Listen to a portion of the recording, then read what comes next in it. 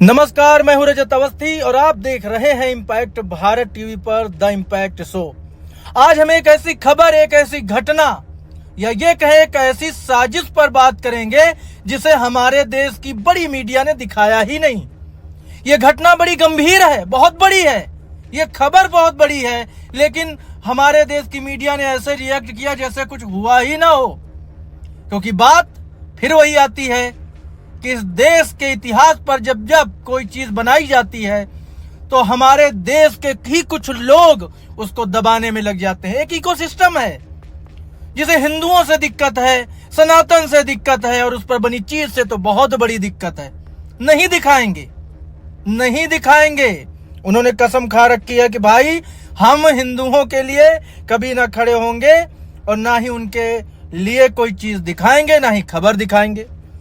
लेकिन impact Bharat TV और मैं उसका सीईओ रजत अवस्थी आपको चैलेंज करता हूं, उस मीडिया पूरे इकोसिस्टम को भी मैं चैलेंज करता हूं कि आप चाहे जितना इन सब चीजों को दबा लो, सनातन वो लव है, सनातन वो जज्बा है और हिंदू वो दीपक है जो कभी बुझ नहीं सकता। आप चाहे जितना जलाने और उसको दबाने की कोशिश करो, वो नहीं दबेगा। हम जैसे लोग भी तो हैं, हम दिखाएंगे इस खबर को।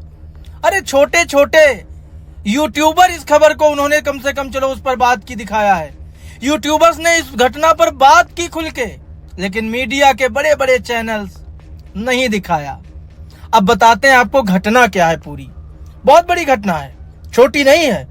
इसने न सिर्फ सिनेमा की दुनिया को हिलाकर रखा है बल्कि पश्चिम बंगाल की राजनीति और लोकतंत्र की बुनियाद पर गंभीर सवाल खड़े किए हैं। फिल्म द बंगाल फाइल्स आने वाली है, उसके ट्रेलर लॉन्च को कोलकाता में बंगाल पुलिस ने कथित तौर पर रोक दिया। आप वीडियो में देखिए, मेरे बगल में जो तस्वीरें आप देखिए उसमें कैसे पुलिस आती है और सब वहां पे बवाल कट जाता है। बीच में ही काट दिए जाते हैं वायर, लैपटॉप जब्त कर लिया जाता है, रोक दिया गया। आप ये समझ लो बीच में ही रोक दिया, बिजली काटी गई, लैपटॉप जब्त किया गया और फिल्म मेकर्स ने सीधे ममता बनर्जी की सरकार पर साजिश का आरोप लगाया है। और ये साजिश है भी है, ये साजिश साफ नजर आ रही है। क्या यह अभिव्यक्ति की स्वतंत्रता पर हमला है? क्या ममता सरकार तानाशाही की राह पर चल रही है?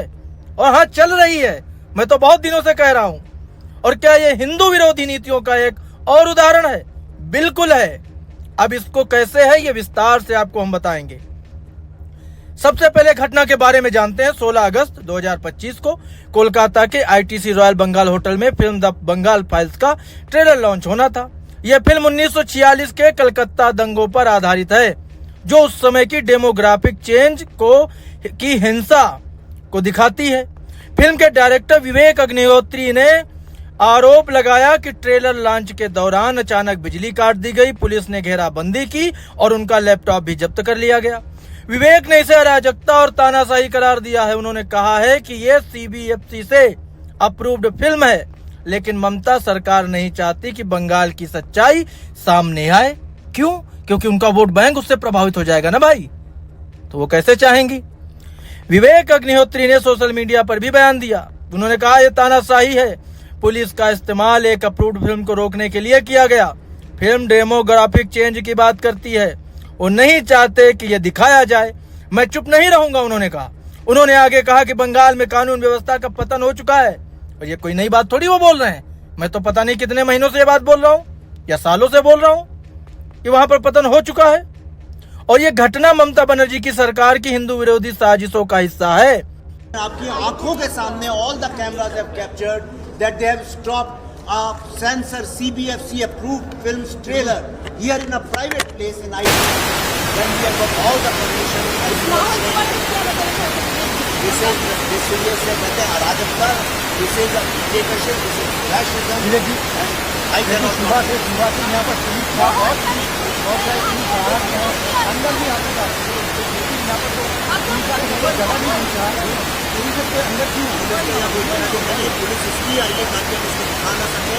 आज बंगाल में पुलिस को यूज किया जा रहा है कुछ लोगों के पॉलिटिकल एम्बिशन को लेकर। ये फिल्म डेमोग्राफिक चेंज की बात करती है, they don't want to show because ये खुद डेमोग्राफिक चेंज को एम्पावर करती है।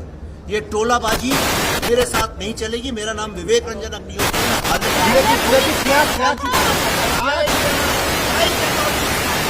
विवेक की पत्नी और प्रोड्यूसर पल्लवी जोशी ने भी इसे अभिव्यक्ति की स्वतंत्रता पर हमला बताया है। वहीं विवेक अग्निहोत्री जो द कश्मीर फाइल्स जैसी फिल्मों में मशहूर हैं, उन्होंने फिल्म द कश्मीर फाइल्स बनाई थी जिसे कई लोगों ने प्रोपोगंडा बताया था। वो फिल्म आप जानते हो ना, कश्मीर में जो कश्मीरी हिंदू थे, कश्मीरी पंडित थे, उनको भगाया गया था, उनके साथ हिंसा हुई थी, उस पर आधारित थी। उन्होंने इस घटना पर विस्तार से बात की। उन्होंने कहा कि ट्रेलर लॉन्च 15 अगस्त को होना था, लेकिन वेन्यू ओनर्स ने ममता सरकार के दबाव में कैंसिल कर दिया। मतलब जिन सिनेमाघरों में ये ट्रेलर लॉन्च होना था उसे कैंसिल कर दिया गया ममता सरकार के दबाव में आकर के।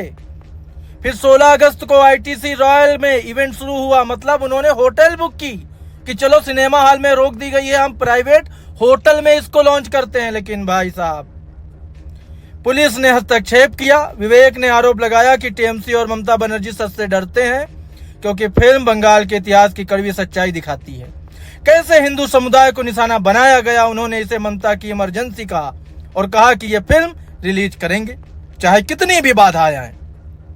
अन्य लोगों के ताजा बयान भी इस घटना पर रोशनी डालते हैं।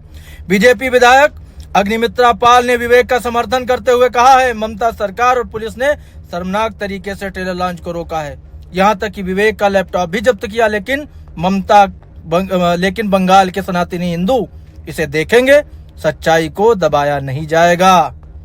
वहीं सोशल मीडिया पर भी हंगामा है, बहुत बड़ा हंगामा है। लेखक आनंद रंगनाथन ने कहा, फिल्म अभी रिलीज भी नहीं हुई लेकिन टीएमसी के कम्युनल हेट का आरोप लगाकर एफआईआर दाखिल की।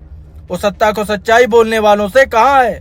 इसी तरह पॉडकास्टर कुशल मेहरा ने भी कहा कि टीएमसी विवेक पर हमला कर रही है, ये देश की गड़बड़ी है। ये घटना अकेली थोड़ी है। ममता बनर्जी की सरकार लंबे समय से हिंदू विरोधी नीतियों का आरोप लगता है उन पर। वो हिंदू को ब्राह्मण और गर्वित हिंदू बताती हैं, लेकिन उनके कार्यों के विपरीत उनकी जो तस्वीर है वो आती है। उदाहरण भी आपको बताते हैं। आपको याद होगा रामनवमी 2025 पर हिंसा हुई थी, याद है ना आपको? रामनवमी जुलूसों के दौरान मुर्शिदाबाद और अन्य इलाकों में क्लैशेस हुए थे जहां हिंदू समुदाय पर हमले किए गए।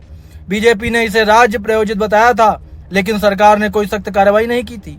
दुर्गा पूजा में भी यही हुआ था, विसर्जन पर पाबंदी लगाई गई थी। ममता सरकार ने मुहर्रम के कारण दुर्गा विसर्जन पर रेस्ट्रिक्शन लगाए, जिसे हिंदू त्योहारों का अपमान माना गया।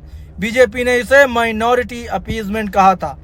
वहीं संदेश खाली कांड तो आपको याद ही होगा, हिंदू महिलाओं पर अत्याचार, टीएमसी नेताओं के खिलाफ आरोप, लेकिन सरकार ने शुरुआत में इसे दबाने की कोशिश की थी। वहीं मृत्यु कुंभ रिमार्क भी आपको याद होगा, ममता ने कुंभ के मेले को मृत्यु कुंभ कहा था, जिस पर बीजेपी ने उन्हें एंटी हिंदू बताया था। सनातन धर्म पर टिप्पणियां तो आपको याद ही होंगी। एक ईद कार्यक्रम में ममता ने बीजेपी की डिवाइसिव पॉलिटिक्स की आलोचना की थी, लेकिन बीजेपी ने पूछा क्या सनातन धर्म गंदा है क्या? कोई जवाब नहीं आया। वहीं मोक्ष पर हमला, ममता ने भारत सेवाश्रम संघ के मोक्ष पर आरोप लगाए, जिससे विरोध प्रदर्शन भी हुए थे। ये घटनाएं दिखाती हैं कि ममता सरकार तानाशाह की तरफ काम करती है। हिंदू त्योहारों पर पाबंदी, हिंसा पर चुप्पी और अब फिल्मों को सेंसर करने की कोशिश जबरन। क्या ये लोकतंत्र है? क्या ये डिक्टेटरशिप नहीं है? मेरा सवाल है ये। दोस्तों, द बंगाल फाइल्स का विवाद बंगाल की राजनीति को नई दिशा दे सकता है। विवेक अग्निहोत्री ने कहा है कि वो नहीं रुकेंगे और बीजेपी ने इसे चुनावी मुद्दा बनाया है। क्या ममता सरकार जवाब देगी? हम देखते रहेंगे। वैसे अब आपको हम ये भी बता दें कि इस तरह की तानाशाही ममता सरकार की पहली बार नहीं है। अभी आपको मैंने कई उदाहरण दिए हैं। ममता सरकार हमेशा यही करती है, हिंदू विरोधी छवि है उनकी, कानून व्यवस्था भ्रष्ट हो चुकी है ममता सरकार की, तानाशाह की तरह काम कर रही है, खुलेआम दिख रहा है। मगर कोई इंडी गठबंधन का आदमी इस पर नहीं बोलेगा, कोई नेता नहीं बोलेगा। और हिंदुओं को समझना पड़ेगा ये सारी चीजें। पश्चिम बंगाल के हिंदुओं को भी समझना पड़ेगा। हमारे इतिहास की जानकारी होना हमारा अधिकार है। अगर कोई चीज पहले हुई हमें नहीं मालूम, उस पर कोई चीज आती है, तो ये हमारा अधिकार है जानना। कब तक रोकेंगे ममता बनर्जी? ये बड़ी खबर है, लेकिन हमारे देश की मीडिया ने इसको दबा दिया।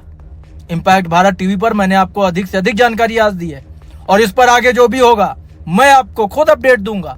तो अभी के लिए ये बड़ी खबर यहीं तक। हमारी मुलाकात आपसे जल्द होगी। तब तक आप देखते रहिए इम्पैक्ट भारत टीवी।